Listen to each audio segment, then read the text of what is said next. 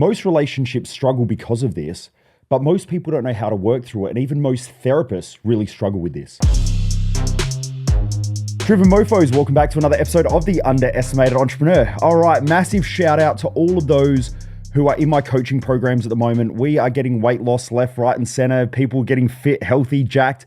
And in Australia, it's winter, which is normally where everyone's getting fat, tired, burnt out. So just a massive shout out to all of those out there who are on my group coaching program. It's absolutely awesome. It's only $750 a quarter. You get private coaching with myself and one of the top CrossFitters in the state. Anyway, what I want to do is today I really want to talk about relationships. So relationships are normally a big struggle and a big tension point for most people. Now, just getting in a relationship these days is hard, it seems like, for a lot of people. A proper relationship anyway. It seems like, you can have a bit of fun with people and there's a lot of that opportunity around, but not a lot of opportunity to get into a good quality long-term relationship. So I'm talking about long-term relationships, but today I want to bring this up because I had a client of mine who, when I was working with them this week, so this is one of my private business clients, they said, my wife, now this is a male heterosexual relationship, my wife just keeps pushing me all the time. Like, I go to commit to things and then she complains about it and then she's complaining all the time. And I said, stop. You're not seeing things from the perspective of masculine and feminine energy within a relationship. Now, some of you are already thinking, oh no, we're going down this path. This is all woo woo.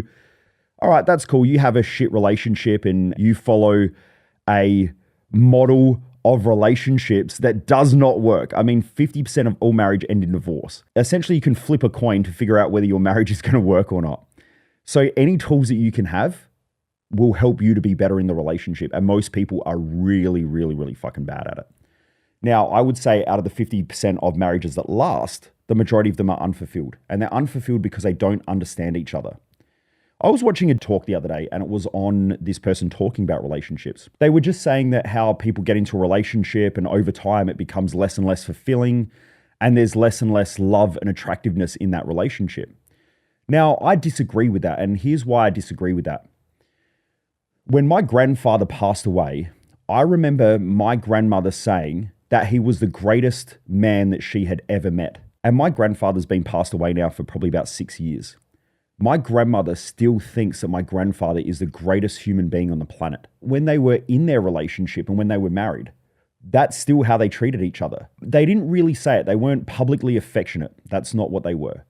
But my grandmother was the stay-at-home mum and my grandfather was the one that worked, and he was very quiet. Like, he was very masculine. You could tell. He didn't say anything unless he had to say something, but he would sit back and he would listen and he would just make everyone feel safe around him. He was about 6'1", 6'2". He was just a good dude. When I see that, I go, you know what? There's something about that relationship that was different. Now, I used to watch my other grandparents on the other side. They would argue and bicker and stuff like that, whereas I never saw those grandparents argue with each other. I never saw it.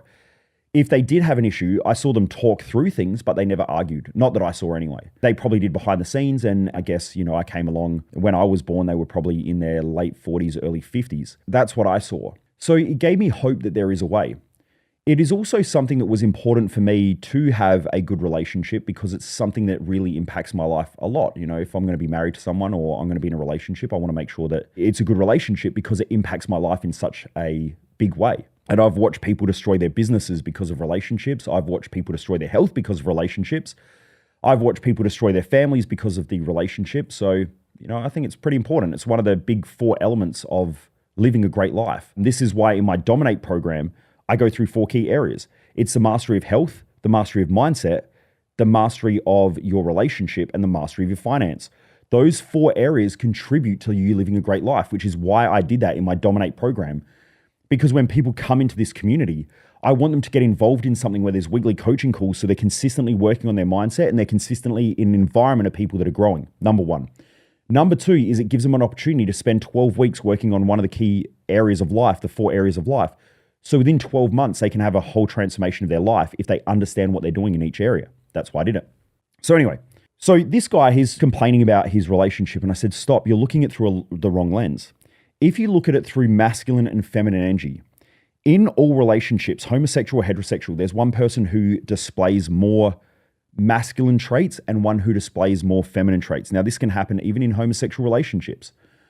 So I've gone through and I've spoken about masculine and feminine before. I hear people talk about things like narcissism. When someone says that person's narcissistic, it's a scale. Compared to who? So there are some people who seem more narcissistic than others, but that doesn't mean they are narcissistic. It just means that they are more on that scale in their character traits. And we all have different character traits. Some people are more afraid. Some people are more strong, mentally strong. Some people are more powerful. There's all these characteristics and character traits that make up the individual, and then they ebb and flow. So when we're talking about masculine and feminine, we're talking about characteristics that have been used for thousands of years to identify the difference between those two traits. Now, even nature, anything that's living displays some form of masculine and feminine trait, and even non-living entities still have masculine and feminine traits. Like if you go to a city, cities can have masculine and feminine traits, but they're related to those characteristics. What it's found in scientific research, if you look at it, females who tend to be more feminine, which is most of the population, are more neurotic, which means that they are more, I guess you could say in a way, afraid, or they display and demonstrate more negative characteristics than masculine people or men. Now, you've got to ask the reason why. Now, if you go back to evolutionary biology, if we go back thousands of years or even millions of years, when we were hunters and gatherers, now whether science likes it or not, now some scientists understand this, but a lot of them are idealists. So idealists say, well, we shouldn't act that way. We shouldn't do those things. That's an ideal trait. The thing is, when you go to Maslow's hierarchy, the majority of the population anywhere in the world live in fear. They live in survival mode, which means that they are still worried about food, shelter, procreation. So even when I get people who come to my events and they're like, oh, I got to pay the bills, I got to pay off the mortgage, they are still living in survival mode because that occupies their mind. They're trying to survive. When someone's worried about their relationship, they're in survival mode. When someone worries about money and finance all the time, they're in survival mode. When someone worries about their nutrition all the time, their diet, and they're stressed out or they're eating poor food, then their body's in survival mode.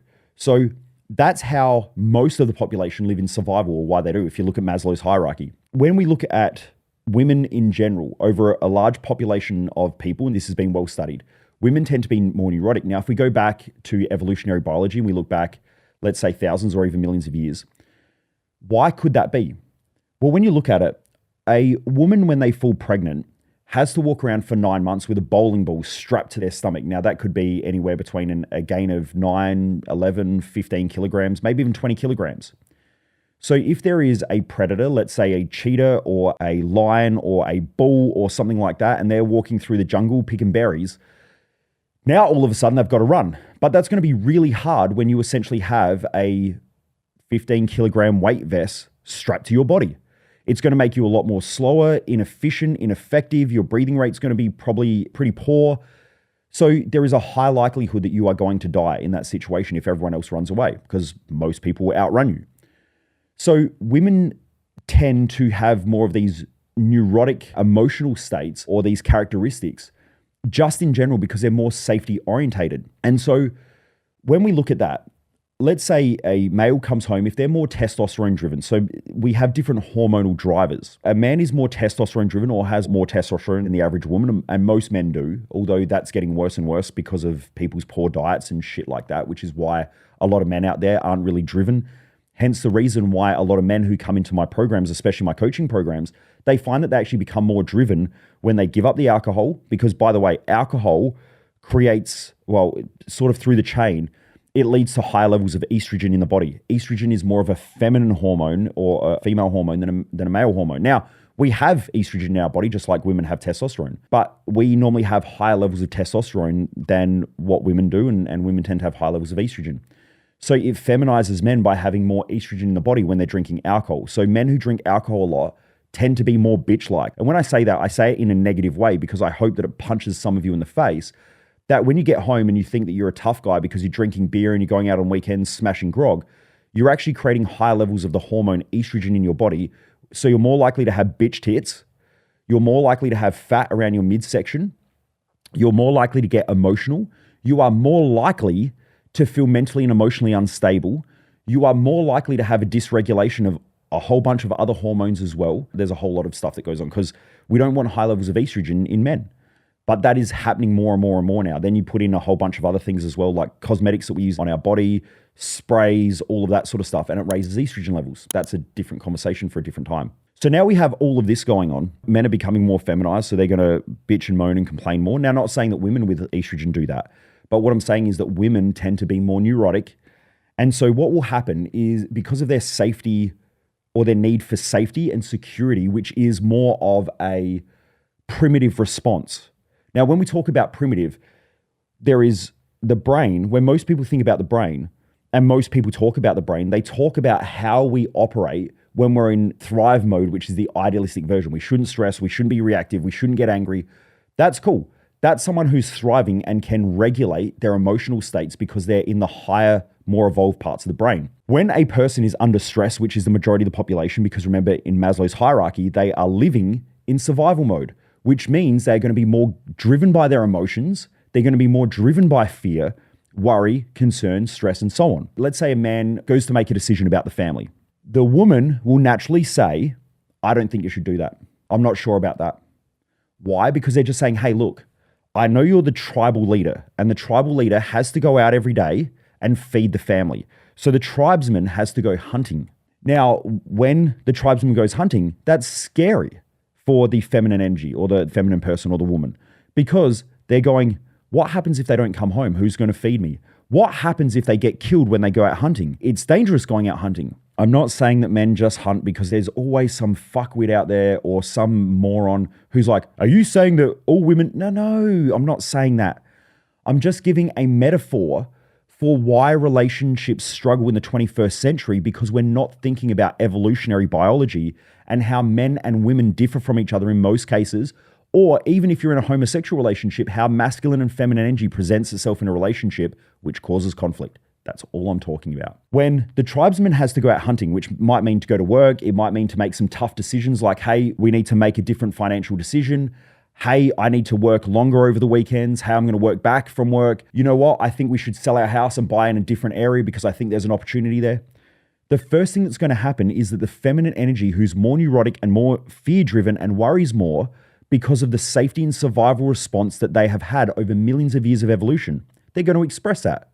And they're going to say, you know what? I don't think you should go hunting today. Or I don't think you should go to work today. Why are you working so many hours? Why are you working on weekends? Why do you do all this stuff? Now, she's not really expressing that she doesn't want you to work.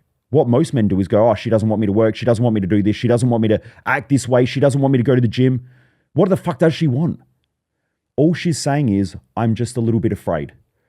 Now, it is shown in scientific research that women are more neurotic. That is scientifically well documented. The other thing that is well documented is that the majority of decisions about divorce are made by women, which then leads to relationship breakdowns because normally they feel misunderstood and normally they feel the fear consistently, and the males or the masculine energy in that relationship don't make them feel safe and secure. So this is what happens. Let's say it's work. Let's say it's making a decision in the household. Let's say, I have it all the time where someone goes, hey, Mojo, I need your help. My business isn't working or my life's not working. I want to get my shit together. I say, here's the price. They go, all right, I need to go check with my wife. Then they go back and they're like, oh, it's a bit expensive. I don't know. Because what happened was they said, I'm going out hunting. But before they did that, they've gone, I'm going hunting. The partner says, okay, how much is that going to cost? They say it's going to cost X amount. And the wife goes, well, we don't have the money. We don't have this. We don't have that, because they're more neurotic. They're naturally going to go back to their fear response. They're going to make sure that they're safe and secure. But that's like saying, hey, honey, I'm going hunting. And she says, I don't want you to go hunting. So don't go hunting. When you don't go hunting, who feeds the family now? Eventually, the whole family starves because you didn't have the balls to drop the hammer. Most women aren't saying they don't want you to go hunting. They're just saying, I'm scared. And that's why if you just sometimes give them a hug and say, hey, everything's going to be okay. Or, hey, look, I've got this under control. Here's how I'm going to make it work. I'm going to do this. I'm going to do that. Then the woman normally goes, my hunter has this under control. But what most men do is go, well, you never fucking say a fucking, and then they act like a 2-year-old child because they have the communication skills of a fucking tree. And then now that causes relationship conflict. Their partner goes, well, hang on, this douchebag, number one now isn't going hunting at all. So the family's dying. So I have no respect for this person because they're not a good hunter. Number two, I'm afraid all the time because every time I bring up my concerns, they just flip out or they walk away from the conversation instead of having a conversation and making me feel safe. And so over time, that person who is more neurotic, who is more into their negative emotions or fear-based emotions, then says, you know what, fuck this. I don't want to be in a relationship with someone who can't hunt, who can't help this family survive, and who doesn't make me feel safe, and they leave. That's why divorces are normally initiated by the woman in most cases. So guys, look, Here's what I'm saying. You still have to go hunting. Jess does it all the time. I say, hey, I'm going to invest this amount of money into this, whether I'm going to hire another coach. I go to the coach. I say, hey, look, how much? They got 60 grand for the year. I go, okay, excellent. I go back to Jess. I say, hey, I'm going to make this commitment. I need 60 grand. Jess is in charge of the finance. And I go, how do we make this work? Which means we're working together as a team. She says, okay, here's my concerns. I sit there and I go, okay, this one I've got figured out. This one, here's how we're going to do it. Here's how we're going to do this. And she goes, this man makes me feel safe. Here's the cash. And off we go. We work together as a team. So you need to improve your communication skills. And for the men out there, you got to strap on your balls. You have to know that your decisions and your commitments to be a fucking hunter is to be a hunter. It's not to bow down to the concerns of the feminine person in the relationship. Now, when I say that, I'm not saying like be this aggressive shithead. What I'm saying is you need to know that you have it under control and that you need to explain that to your partner. So when Jess says to me, if I say, hey, look, I want to do this in the business, she'll say, I don't think we should do that because of these reasons. And I go, okay, what are your other concerns? I get all of her concerns. And then I go back to her and I go, here's all the solutions. And she goes, okay, yep, now I get it. I feel safe. And now we make the decision. What I see most men do is that they go, here's my decision. The partner goes, well, I don't think you should do that for all these reasons. The guy goes, freaks out, goes, well, fuck, you never trust me. You never let me do anything. He's pissed off. She feels unsafe. How well is that going to work out in the relationship? Look, everyone who's listening to this, who's in a relationship, learn communication. Come to my Thrive Time event and then come and do my leadership course called Triumph. That's where I teach communication skills, negotiation, deal making, all of that stuff, because most people have never been taught to communicate, yet most people communicate. Where do most people have problems? In their communication. They have problems in communicating with staff. They have problems with communicating with their team. They have problems communicating with their kids. They have problems communicating in their relationship. They have problems communicating everywhere. It's why people can't sell properly. It's why people don't market themselves well. It's why most people don't make the income they want. In fact, I was having a conversation yesterday with somebody who's just hired me as a coach. And I said, the number one problem you have is communication.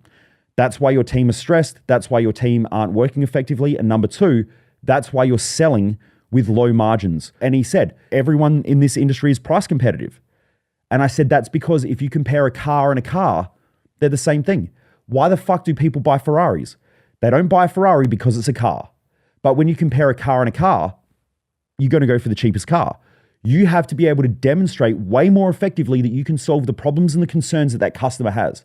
If you can't do that and you can't extract those concerns, you're not going to be able to sell for a high price because they go, okay, this guy said that here's a quote and here's the quote. This guy reckons he's the best. This guy reckons he's the best. This guy reckons I'll do a good job. This guy reckons I'll do a good job. Who do you pick? You're going to pick the cheapest price because that's all you've got to go on.